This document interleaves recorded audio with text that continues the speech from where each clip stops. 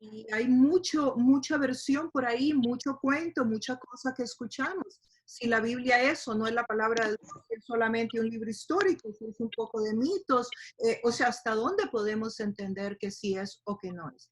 Por eso es que vamos a empezar con este tema. ¿Cómo saber si la Biblia es realmente la palabra de Dios? Este es el tema que nos va a estar ocupando hoy.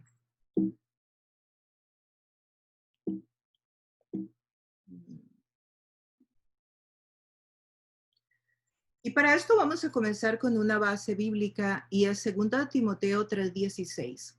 Aunque ahorita no vamos a desarrollar este texto bíblico, pero sí quisiera dejarlo como una entrada, así como un aperitivo. Sí, 2 Timoteo 3:16 nos dice que toda la escritura es inspirada por Dios.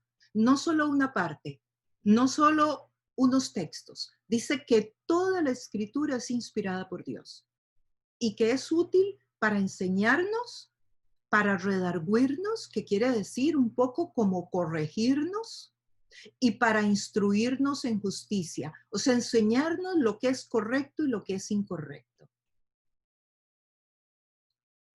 Otra base bíblica que también tenemos y que vamos a estar retomando al final de esta conversación está en 2 de Pedro 1:21.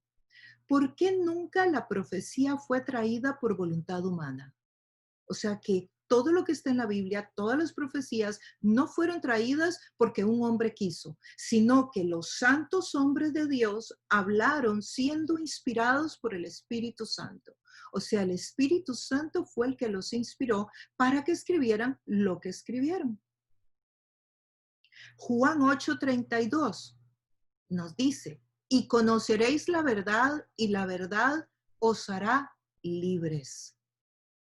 Sí, la importancia de conocer la verdad, porque es la verdad la que nos va a hacer libres. Y esto a mí me lleva a recordar cuántos años se tardó para que pudiéramos tener la Biblia impresa. Muchísimos años, no es hasta el año 1600 que por primera vez la Biblia se imprime y que toda persona tiene acceso a ella. Antes de eso existían porciones, pergaminos, escritos, manuscritos, y algunos los tenía una persona, algunas veces otros. Generalmente la gente que tenía estos escritos y estas porciones de la Biblia eran personas muy adineradas. ¿Por qué? Porque costaba muchísimo dinero. Y si no eran muy adineradas, eran personas con mucho poder político, que estaban muy cerca del emperador o muy cerca de los gobernantes de la época, porque antes del siglo XVI, todos estos pedazos de la Biblia, estos trozos de la Biblia, estaban en manos de gente o de dinero o de poder. Y esto hacía que mucha gente estuviera en un oscurantismo impresionante. Entonces, cuando nos encontramos con un texto como este que dice que conoceremos la verdad y que la verdad nos va a hacer libres, entendemos la relevancia que tiene el conocerla para que podamos saber de lo que alguien nos dice que es verdad y que es mentira, que es manipulación. Y sí, tal vez estoy usando una palabra fuerte, pero también podemos ser manipulados por personas que se hacen pasar porque conocen la Biblia y quizás la conocen, quizás conocen la letra de la Biblia, pero no el espíritu que está en la Biblia. Y el espíritu de la Biblia nunca es manipular, nunca es dominar, es todo lo contrario, es amor, es compartir. El hecho de que alguien siga o no siga a Dios tiene que ser un acto interno de la persona. Tiene que venir de Dios mismo que le puso a la persona el deseo, no porque alguien lo coaccione. Entonces conoceremos la verdad y la verdad nos va a hacer libres. Es un texto importantísimo. Como les digo, estas tres citas no van a ser no, lo que nos ocupamos ahorita, pero le quiero dar un marco a esta conversación que inicia hoy. ¿Qué significa la palabra Biblia? La palabra Biblia es un término procedente de la palabra griega biblión, que significa rollo, papiro o libro. Eso es lo que significa la palabra Biblia, libro o libros, que también es otro de los significados, como una librería. Pero claro, cuando estamos hablando del griego, estamos hablando de que en aquella época no existían los libros como lo que hoy entendemos como un libro. ¿Quién la escribió? Fue escrita por unos 40 hombres aproximadamente. Y digo aproximadamente porque en la mayoría de los casos sabemos cada libro quién lo escribió, pero todavía hay algunos libros como Hebreos y algunos libros del Antiguo Testamento que no se sabe hasta dónde, como los Salmos. Sabemos que los escribió el rey David, pero también sabemos que otros de los Salmos no los escribió David. Entonces, por eso digo el aproximado, pero en la mayoría de los libros, de las cartas y de todos los libros de la Biblia, sabemos quién fue el que los escribió. Y fueron escritas en un periodo aproximado de 1600 años, de 1500 a 1600 años. O sea, que fueron escritas por estos hombres en diferentes épocas de la historia, en diferentes lugares geográficos. Y ellos no se conocieron muchas veces, ni siquiera supieron de la existencia, y algunos en un año y otros cientos de años después. Y esto tiene una gran relevancia en lo que hoy vamos a estudiar. ¿Por qué? Porque escribieron y no se contradijeron nunca. Y muchas veces escribieron lo mismo en diferentes puntos geográficos del planeta, diferentes hombres de diferentes edades. Y esto es una de las pruebas de la veracidad de la Biblia, de la confiabilidad de la Biblia. El primer libro de la Biblia se llama Génesis, que significa principio. Y es el principio de todas las cosas. Es cuando Dios empieza a crear el universo, empieza a crear todas las cosas, pero sobre todo nos describe la tierra. Y dice que Dios creó y que todo era oscuro y que entonces Dios le puso luz y luego Dios creó el mar y luego puso la vida en el mar. Todas las leyes espirituales, todas las leyes de la creación. Y claro, aquí vienen muchas preguntas como, bueno, ¿y fue de verdad en 7 días? Bueno, 7 días nuestros pueden ser, 7 días que de Dios pueden ser miles de años, ¿verdad? Nuestros. Entonces, el entender eso literalmente como que fue un día de los nuestros, pues no necesariamente es así. Pero sí fue en 7 días de Dios que pueden estar comprendidos en cientos o en muchísimos años. De hecho, una de las teorías es que fue creada como leyes, que Dios dijo, sea la vida. Y la vida empezó a ser en los océanos, sea la vida. Y la vida empezó a ser en el bosque.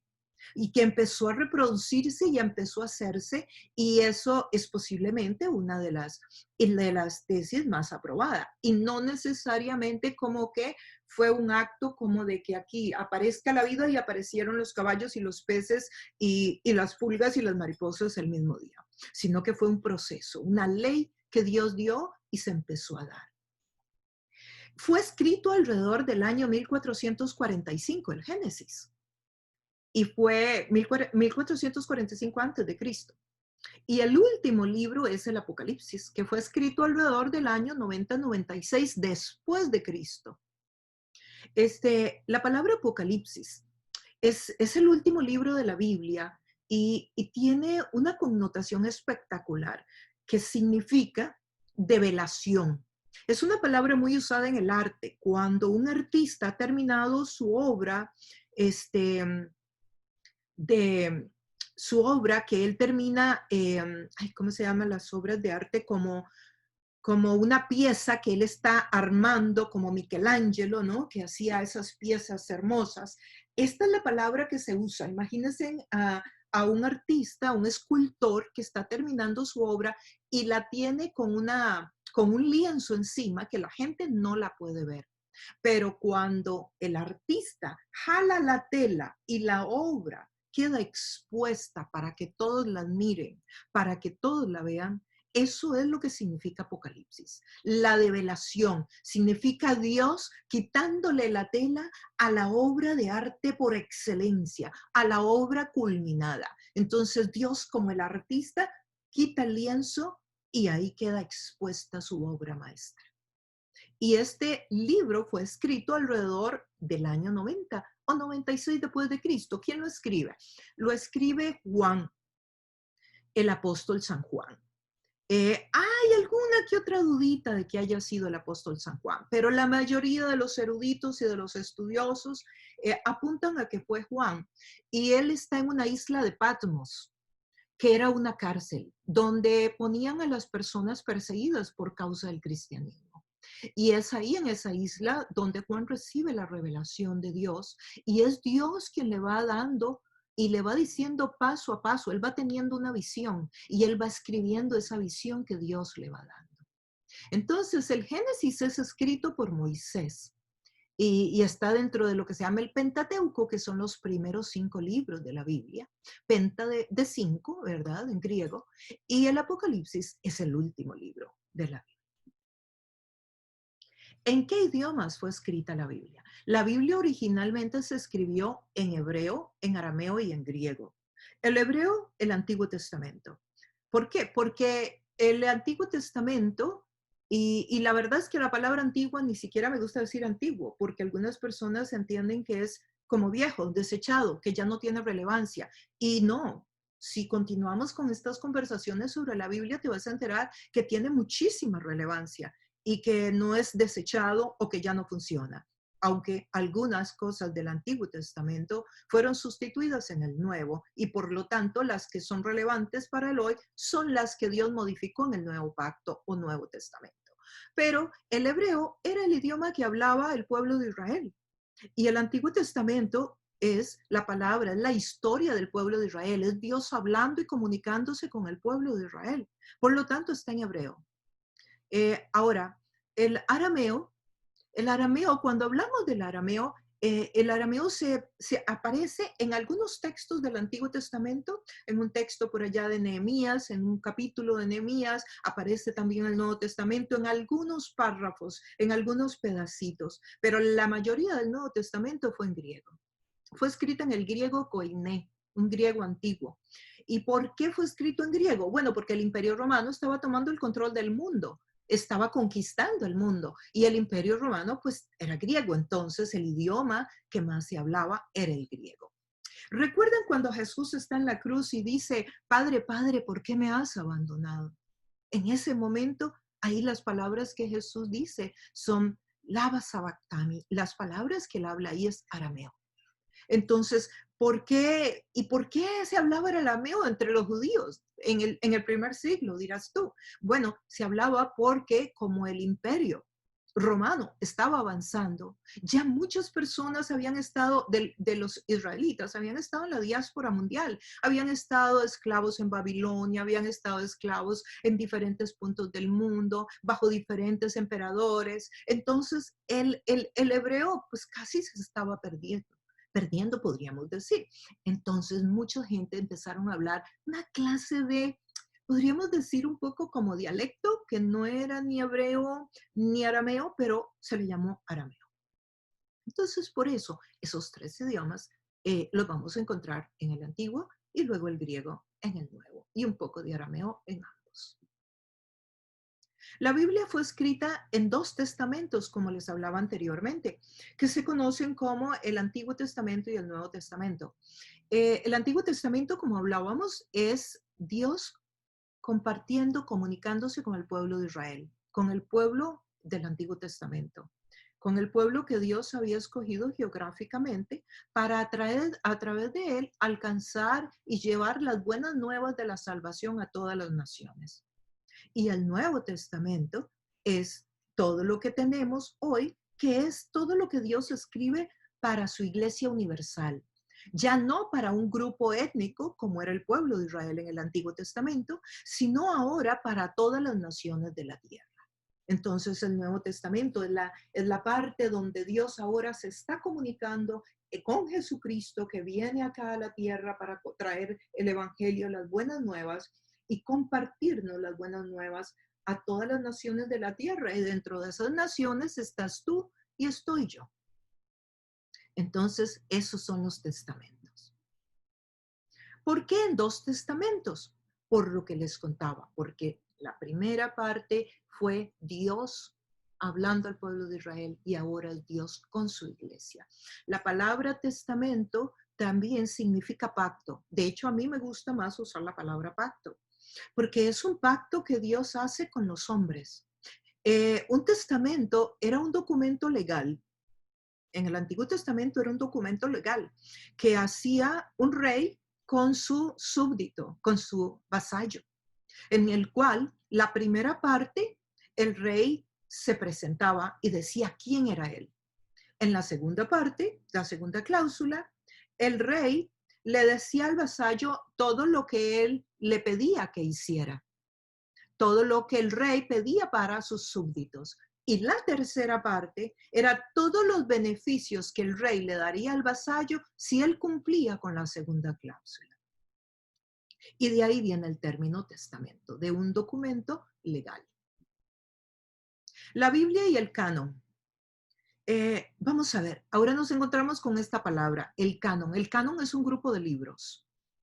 Es un grupo de libros. ¿Y qué tienen que ver en la historia de la Biblia? Vamos a ver. Hay dos canon de donde podemos entender que tenemos la Biblia. Uno es del canon hebreo y la otra del alejandrino. El canon hebreo fue escrito en hebreo, conformado por 39 libros. Entonces, el canon es un grupo de libros y fue conformado por 39 libros. Esta versión excluye los libros llamados deuterocanónicos, también llamados apócrifos. Ahora vamos a estar viendo un poquito más de esto, pero quiero que vean esto, que el canon hebreo no incluye los libros apócrifos. ¿Qué significa apócrifo? Apócrifo significa pseudo, que puede ser fingido, que no se conoce qué tan fidedigno sea. Esto significa apócrifo. Entonces, el hebreo, el canon hebreo, no incluye estos libros apócrifos. El canon alejandrino sí los incluye. Esta fue una versión que fue escrita en griego. ¿En qué fue escrito el canon hebreo? En hebreo. Pero ¿en qué fue escrita el alejandrino? En griego. Y de nuevo, ¿por qué en griego? Bueno, porque las personas estaban por la diáspora mundial, el imperio romano estaba tomando el control. Entonces, los judíos querían que las nuevas generaciones que ya no hablaban hebreo tuvieran el Antiguo Testamento en una lengua que la pudieran entender. Y por eso entonces, más o menos como 300 años antes de la venida de Cristo, se toman 50 hombres, que por eso se llama Septuaginta, y se crea la Septuaginta, que es el Antiguo Testamento del pueblo de Israel traducido al griego y se llama Septuaginta. Este es el canon alejandrino que contiene libros apócrifos que como les decía, no están incluidos en la tradición protestante. Y esos libros son Tobías, Judith, primera y segundo libro de Macabeos, Sabiduría, Eclesiástico, Baruch. Y esto contesta, creo, la pregunta, por ejemplo, ¿la Biblia protestante y la Biblia que usan los católicos es la misma? Sí, es la misma. Las dos tienen el canon hebreo. Pero la católica además tiene estos libros que acabo de mencionar. Tobías, Judith, primera y segundo libro de Macabeos, Sabiduría, Eclesiástico y Baruch.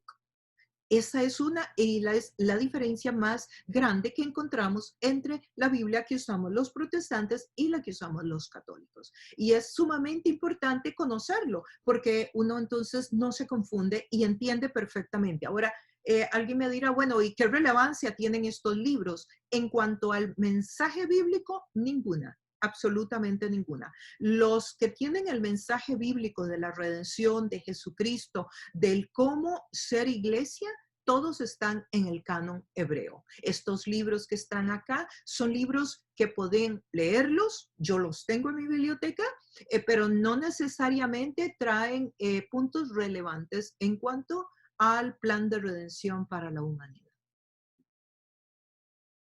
¿Cómo se hacían las copias de estos manuscritos? ¿Cómo se hacían? ¿Cómo se pasaba esto? Porque anteriormente no habían imprentas. En el caso del libro sagrado judío, que corresponde al Antiguo Testamento, que estamos hablando cristiano, las copias eran hechas por copistas hebreos, denominados masoretas. Eran expertos en el hebreo los que hacían estas copias. del Antiguo Testamento.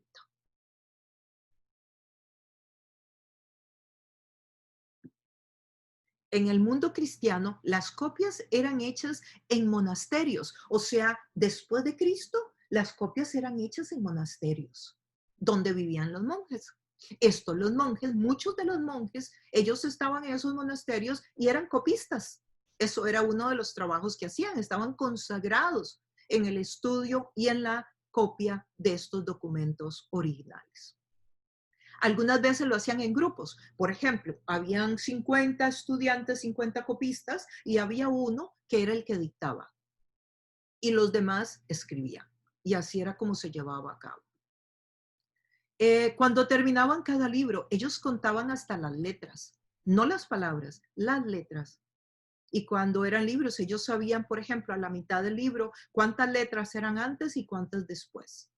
Y muchas veces cuando contaban y las letras no daban con el número que tenía que ser, bueno, rompían ese documento después de meses de trabajo para mantener la fidelidad del texto bíblico. Ahora, muchas veces estos grupos de copistas, por ejemplo, si ellos estaban recibiendo el dictado y a alguno le parecía que había como una palabra muy interesante o algo así, ellos venían y al margen escribían alguna anotación de ellos, muy personal. Pero ese escrito que él estaba haciendo, la próxima vez iba a tenerlo otra persona que lo iba a dictar y otros lo iban a copiar. Entonces, ¿qué pasaba? Esa anotación al margen, el que estaba dictando la hora esta vez, no sabía, se confundía y decía, ¿será esto parte del texto? ¿No será?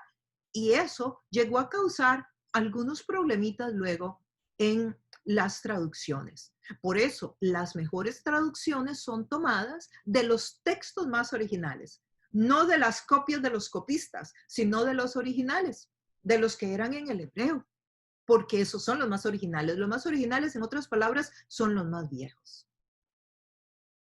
El texto no tenía títulos. ¿Sí? ¿Por qué? Porque era corrido, se escribía corrido, el estilo hebreo era corrido. Entonces, todo esto que ellos, y recuerden, todo este rato yo estoy hablando del Antiguo Testamento. Acuérdense que al principio no existía el Nuevo Testamento. Apenas se estaba escribiendo, por decirlo de alguna manera. Entonces, se contaban las letras, pero además el texto no tenía títulos. Se escribía corrido. Cuando nosotros encontramos títulos hoy en las traducciones que tenemos en nuestras casas, esos títulos fueron puestos luego por los traductores para que podamos entender que ese párrafo o esa cantidad de páginas se refieren a este tema. ¿Y quiénes lo han hecho? Expertos, expertos en estas lenguas originales. Se escribía además del margen hacia adentro, hacia el centro de la página. No como nosotros, que escribimos del lado derecho hacia el izquierdo. No, era del izquierdo hacia adentro, porque así es la literatura árabe o la literatura hebrea. Así es como todavía hoy escriben. Evidencias externas e internas de que la Biblia es la palabra de Dios. Ahora vamos un poquito a hablar un poquito más de estas evidencias. ¿Qué pruebas existen de que la Biblia es la palabra de Dios? ¿Qué pruebas existen afuera de la Biblia y qué pruebas existen adentro? Vamos a ver las externas primero y no voy a mencionar todas desde luego por un tema de tiempo, porque de verdad tenemos que aprovechar bien este rato que vamos a estar acá. Evidencias arqueológicas. La piedra de Pilatos. En 1961 se descubrió un bloque de piedra caliza en Cesarea, con una inscripción que contenía el nombre de Poncio Pilatos y se refería a él como el prefecto de Judea, confirmando así lo que dice la Biblia, que Poncio de Pilatos existió y era el prefecto de Judea, que era un título, prefecto era un título. Entonces, en 1961 se encontró esta piedra, que creo que yo la vi en el Museo de Jerusalén, si mal no recuerdo. La roca de Tel Dan. En 1993 y 1994 se encontraron fragmentos de la inscripción de la roca de Tel Dan. Fragmentos. En la parte norte de Israel. La roca contenía una inscripción con referencias a Israel y la casa de David. Antes de este descubrimiento, los críticos habían puesto en tela de juicio la existencia del rey David, que menciona la Biblia. Hablemos un poquito de Ciro, gobernante del imperio persa. Una de las profecías más increíbles acerca de Ciro, el primer gobernante del imperio persa, fue que en el libro de Isaías 44:28, Dios dijo que Ciro ordenaría la reconstrucción del templo en Jerusalén. Este versículo fue escrito aún antes de que Ciro hubiera nacido. Ciro no existía, no había nacido. Y ya Dios, a través del profeta Isaías, había escrito que Ciro sería la persona que ordenaría la reconstrucción del templo de Jerusalén. Es más, el templo no había sido ni siquiera destruido todavía.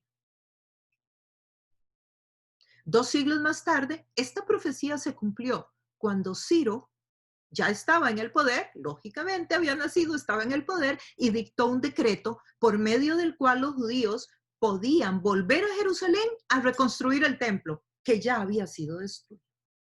Y eso lo encontramos en Esdras 1:1 al 4. Evidencias históricas. Seguimos en las evidencias externas. Tácito confirma a Jesucristo como fundador del cristianismo. ¿Y quién es Tácito? Publio Cornelio Tácito era un prominente senador romano que nació en el año 56 después de Cristo. Su obra histórica más famosa se llamó Anales, su libro. Él era un historiador, además de senador romano. Fue publicada en el año 115-116 después de Cristo. Tácito confirma la conexión entre Cristo y Pilato y está de acuerdo con el registro bíblico de que esto ocurrió durante el reinado de Tiberio, que esto también está en la Biblia. Veamos una cita de Tácito de este libro Anales, 1544. Consecuentemente, para deshacerse del informe, Nerón inculpó e infligió las torturas más exquisitas a una clase odiada por sus abominaciones, llamados cristianos por el populacho. Cristo, de quien se origina su nombre, sufrió la penalidad más extrema durante el reinado de Tiberio, a manos de uno de sus procuradores, Poncio Pilato. Si esto está escrito en un libro de historia de alguien que no tenía nada que ver con el cristianismo, que nunca fue cristiano, pero que él como historiador tomó nota y lo dejó, y hoy podemos nosotros comprobar o probar que sí existieron estos personajes y que sí existió todo esto que el relato bíblico nos hace saber. También tenemos a un joven que se llamaba Plinio, quien confirma la existencia de Jesucristo. Plinio el joven, cuyo nombre completo era Cayo Plinio Cecilio II, era un senador romano que fue nombrado gobernador de Bitinia y Ponto en el año 110 después de Cristo. En su posición como gobernador, él escribió numerosas cartas al emperador Trajano, pidiéndole consejo. Una carta importante para este estudio se encuentra en su último libro, el Días de Cartas, y contiene referencias a los cristianos y a Jesucristo. Durante este tiempo, muchos acusaban a los cristianos de ser caníbales. Plinio decidió hacer una cuidadosa investigación. Para su sorpresa, él descubrió que la acusación era falsa. ¿Por qué a los cristianos se les llamaría o se les acusaba de ser caníbales? Bueno, fíjense ustedes que los cristianos hacían la cena del Señor. Y en la cena del Señor, en sus casas, porque en aquel tiempo las reuniones eran en sus casas, recordemos que ellos estaban siendo perseguidos por el Imperio Romano, hacían reuniones en sus casas y en sus casas ellos celebraban la cena del Señor. Y en la cena del Señor, ellos decían que partían el cuerpo de Cristo y tomaban la sangre de Cristo, del niño de Cristo, del niño Jesús, que era como muchas veces lo celebraban. Pues estos rumores llegaban a la gente y supongo yo que llegarían distorsionados o a la mitad o pedacitos o qué sé yo cómo, que entonces ellos se imaginaban que se estaban comiendo a un niño.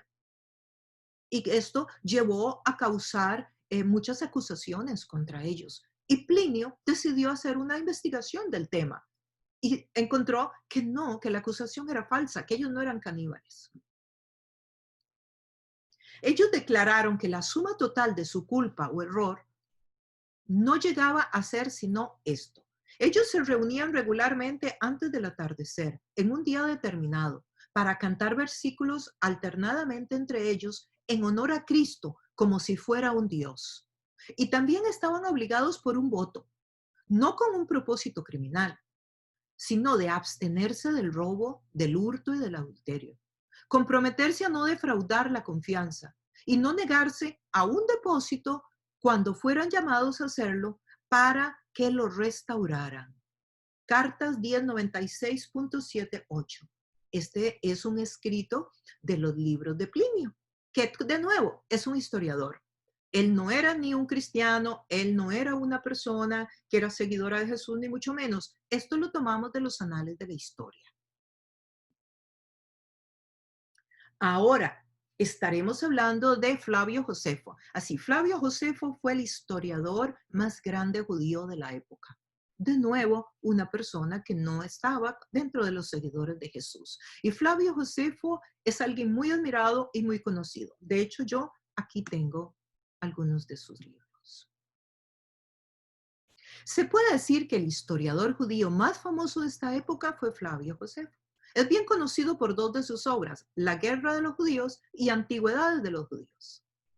Él escribió ambos libros en griego para aparentemente llegar a las personas más educadas de la época. Recuerden que el hebreo se había ido perdiendo y ya estamos en los primeros siglos, por lo tanto, el idioma más común era el griego y además, lógicamente, los que más se educaban, pues eran las personas que tenían mayor acceso a las universidades.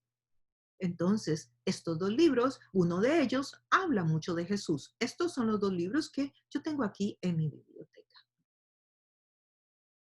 En esta parte, el Testimonium de Flavianum parece virtualmente ser una copia de todos los escritos de Josefo. Alrededor de esta época,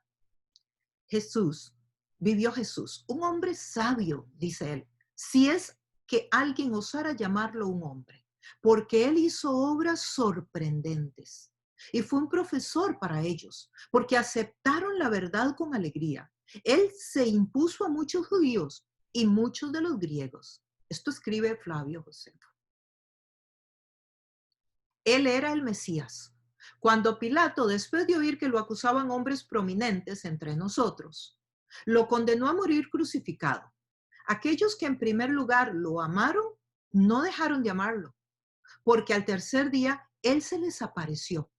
Su vida había sido restaurada. Él usa la palabra restaurada, un término que lógicamente tenemos que entender que estará en una cultura diferente y no puede usar la palabra resucitado. Los profetas de Dios habían profetizado esto e incontables cosas más acerca de él. Y la tribu de los cristianos, así llamaba él a los cristianos, la tribu, llamada así por él, hasta este día no ha muerto. Y aquí está la cita de Antigüedades de los Judíos, donde podemos encontrar esto que Flavio Josefo escribe. Y bueno, vamos a parar acá en esta, para antes de entrar a la segunda parte. Y vamos entonces a conversar. Vamos a conversar nosotros. Y ahora yo quisiera escuchar, y pueden quitar los micrófonos, por favor. Y quisiera escuchar la reacción de ustedes. ¿Cuál es la reacción de ustedes a lo que hemos compartido? Yo siempre había tenido, o sea, como usted dijo al principio, más que dudas, cuestionamientos de la veracidad de que en verdad lo que estamos leyendo sea pues lo que Dios escribió. Pero definitivamente estas pruebas, sobre todo las pruebas de las personas viviendo en distintas épocas, en distintas partes del mundo, con distintos entornos, sin la tecnología que tenemos hoy por hoy para podernos comunicar a través del tiempo y del espacio. Me parece que es una evidencia irrefutable de esto de aquí, ¿no? Más allá del último libro que comentó usted, donde se habla de Cristo y que muy difícilmente se le podía llamar a un hombre, O sea, creo que esas dos cosas con las que empezamos y con las que terminamos, creo que son para mí las más evidentes. Muy bien. Excelente. ¿Algún otro? Yo nunca me había puesto a pensar ni a dudar de lo que se había escrito. Nunca se me había venido a la mente. Lo creía sinceramente. Ahorita digo, veo que las conclusiones son perfectas, pero nunca lo había dudado. Te soy sincera. Qué belleza, te felicito, muy bueno eso. Pero también es muy bueno porque aunque nunca haya dudado uno, es muy bueno tener estas herramientas porque puede haber gente No, alrededor de uno. exacto, eso te iba a decir, puede ser que alguien lo dude y yo ya tengo conocimiento de causa para decir, no, esto es así, busquemos como para poder discutirlo. Pero yo sinceramente nunca lo había dudado. Qué bien, qué bien. Ujú. Yo pienso, yo de acuerdo a lo que estaba escuchando, sí es bueno, como dice doña Alexandra, contar con ese apoyo a la hora de tratar de ayudar a algún inverso que nos cuestiona quién escribió la Biblia, que a veces es las preguntas que dicen, pero bueno, es que la Biblia la escribieron hombres, nos dicen. Entonces, ¿cómo uno tiene que obedecerla si son los mismos hombres que la han escrito? Entonces, ya ahora uno tiene un sustento para decir, no, está bien, fueron hombres, pero hombres guiados por Dios. Y Dios hizo de tal forma en la línea histórica de los hechos que funcionaran y que se conectaran para que tuviera vida.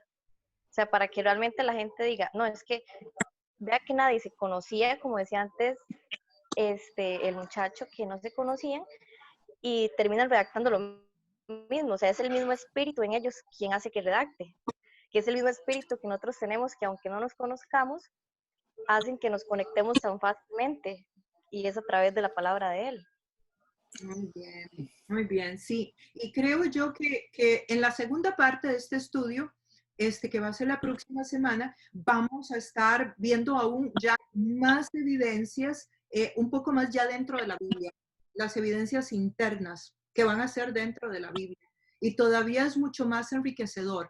Y yo espero y de verdad oro a Dios que mientras lo estudiamos haya un fortalecimiento más a nuestra fe, que si ya creíamos y que si ya estábamos aceptando la Biblia como autoridad, que venga a nosotros todavía una fortaleza superior, porque la Biblia dice, conoceréis la verdad y la verdad os hace libres. Y ese libre no es solamente de palabra, es que tiene que venir a nosotros una autoridad especial que nos hace creer mucho más en Dios y por lo tanto recibir mucho más las bendiciones de Dios a nuestra vida.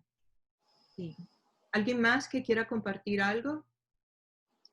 Bueno, yo en lo personal, igual no es algo nuevo, pero sí como que, no sé si dudas, pero como que sí como cuestionamiento.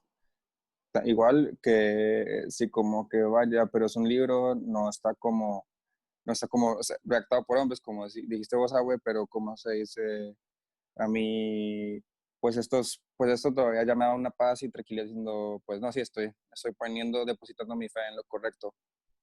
Muy buena forma de ponerlo. Excelente, Alejandro. Para estar seguros que estamos depositando nuestra fe en lo correcto. Exacto. Sí, muy bien, muy bien. Michi, ¿quieres compartir algo? Sí, tal vez en mi opinión uno tal vez no se toma el tiempo para buscar esas cosas, pero son importantes conocerlas porque aumenta más la fe que ya tenemos en Cristo, ¿verdad? Tal vez a veces nos cuestionamos de dónde habrá salido esto, cómo sabrán esto, y con estas pequeñas cosas vamos aumentando y vamos creyendo y nos genera más amor en nuestro corazón por él, porque sabemos que todo pasó y que estas personas se interconectaron fue para eso mismo, para que creamos más en que todo lo que pasó Jesús fue real. Muy bien, sí, excelente, excelente. Yo creo que el estudio de la palabra de Dios y el poder estar seguro de que la palabra de Dios es inspirada toda por Dios. Por ejemplo, una de las preguntas que uno se encuentra por ahí en el camino es ¿de verdad toda la Biblia es inspirada por Dios? Pero es que hay cosas que no tienen relevancia al día de hoy, Alexandra, me pregunta mucha gente. O hay cosas que yo no veo que tienen sentido, que me parecen muy, muy locas, muy desubicadas, que no son para esta época. Bueno, todo eso, que todas esas dudas que muchas personas tienen, las vamos a estar aclarando en la segunda parte de este estudio. Cómo la palabra de Dios sí es relevante y es relevante toda. Y es inspirada por Dios y es inspirada por Dios toda. Inclusive vamos a ver algún que otro principio de cómo es el acercamiento para entender la palabra de Dios. Porque si bien es cierto que la Biblia es inspirada por Dios y que es la palabra de Dios, la Biblia es un libro también. Y como libro vamos a encontrar que tiene muchísimos géneros literarios. A ver, la Biblia tiene el género apocalíptico, que es un género que se debe interpretar de cierta manera. Tiene historia, crónicas, reyes, son libros de historia. Tiene libros de sabiduría, como Eclesiastés, como Proverbios, que son libros que vamos a ver que se tienen que estudiar de cierta forma para que usted pueda entender todo el mensaje completo.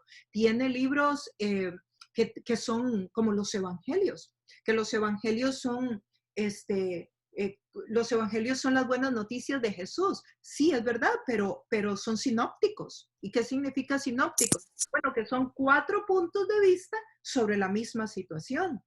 4 puntos de vista. O sea, el punto de vista de Juan, el punto de vista de Mateo, el punto de vista de Lucas, el punto de vista de Marcos. Y los 4 están viendo lo mismo, pero es contado desde la historia, desde donde cada uno está parado. Y cada uno de nosotros como seres humanos somos diferentes. Entonces vemos que el evangelio contado, por ejemplo, por Juan, es totalmente diferente del evangelio contado por Marco. ¿Por qué? Porque sus personalidades son totalmente diferentes. El Evangelio de Lucas, cuando usted conoce un poquito del griego y usted entra un poquito en los textos originales, usted puede ver que Lucas era un erudito, era un médico, y cada forma de cómo él describe algo es bien meticuloso, porque era médico. Entonces, mucho hay de él en el texto. Entonces, vamos a ver que aunque fue escrita la Biblia por muchos hombres inspirados por Dios, Dios respetó su personalidad. Dios respetó su estilo, pero el mensaje de Dios quedó intacto. Y por eso es que vamos a encontrar en unos un léxico mucho más refinado que en otros.